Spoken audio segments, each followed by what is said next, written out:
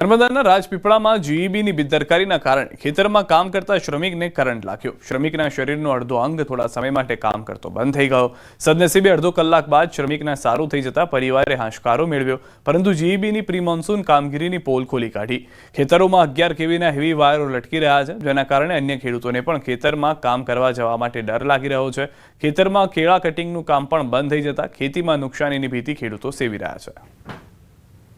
અત્યારે જે heavy line જાય છે 11 કેવીની એ અમારા ખેતરમાંથી પસાર થાય છે, નીચે વાયર નમી ગયા છે અને એના લીધે અમારા મજૂરને કરંટ લાગ્યો છે। આજે હાલત હજુ કપોડી છે, થોડુંક કામ નથી કરતું।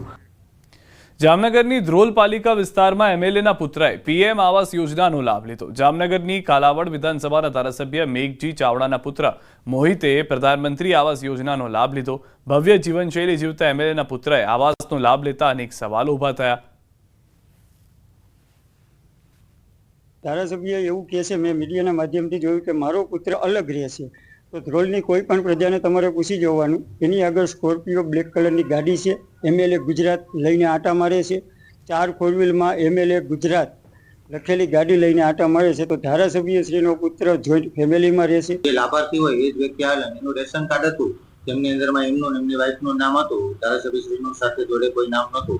જે ડોક્યુમેન્ટ જોતા હતા એમને પૂરતા પાછા કરી દીધેલા હતા, કેમ કે અમારે લાભાર્થી કોઈ પણ આવે તો જે ડોક્યુમેન્ટ્સ લેવાના હોય એની પાસે માંગવાના હોય, જે તે કામગીરીને લગત એના નીતિ નિયમ એમને સમજાવવાનો કે આ રીતે તમને બધું પાસ થશે ને આ થશે।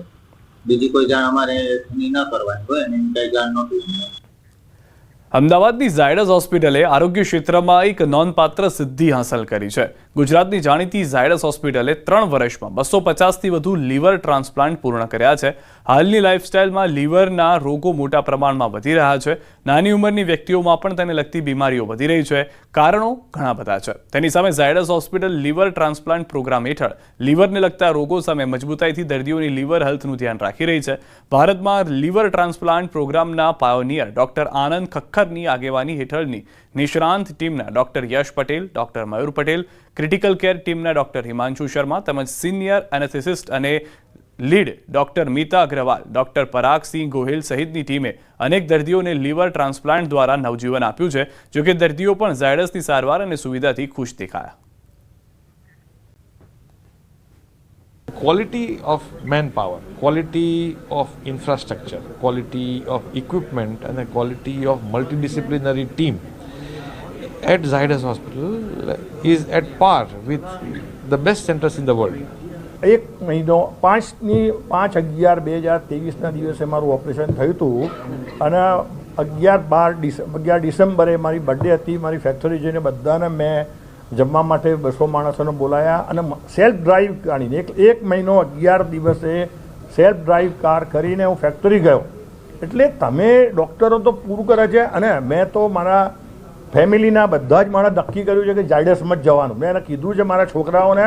ત્યાંની ટ્રીટમેન્ટ, ત્યાંના ડૉક્ટર્સ, ત્યાંનો support staff, nursing staff, whole package in one roof, starting from physiotherapy all the way to surgeon. એટલે અમદાવાદ ને ગુજરાતમાં આ ફેસિલિટી છે આપણા બધા માટે બહુ સારું છે। એટલે લીવરની કોઈને બી તકલીફ હોય please get your self check, કારણ કે આ આગળ જઈને બહુ ખરાબ રીતે પ્રોગ્રેસ થાય છે। અત્યારે મારો દીકરો બહુ સરસ છે, સ્વસ્થ છે, બેંગ્લોરમાં ડ્યુટી કરે, જોબ કરે છે આઈટીમાં, અને અત્યારે જ 2 દિવસ પહેલાં યુએસ ગયો છે। એના પછી એને દીકરી છે 4 વર્ષની। ટ્રાન્સપ્લાન્ટ થયાને કેટલા વર્ષ? 6 વર્ષ 2020માં 6 વર્ષ પૂરા થઈ ગયા, 7મું વર્ષ ચાલે છે। એકદમ હેલ્ધી છે, કોઈ તકલીફ નથી અને બધું જ વ્યવસ્થિત જીમ કરે છે, બધું કરે છે, એકદમ સ્વસ્થ છે। વધુ તાજા સમાચાર માટે અમારી વેબસાઇટ www.gujarati.news18.com ની મુલાકાત લો। અમારી ન્યૂઝ એપ્લિકેશન ડાઉનલોડ કરવા બાજુમાં આપેલો QR કોડ સ્કેન કરો।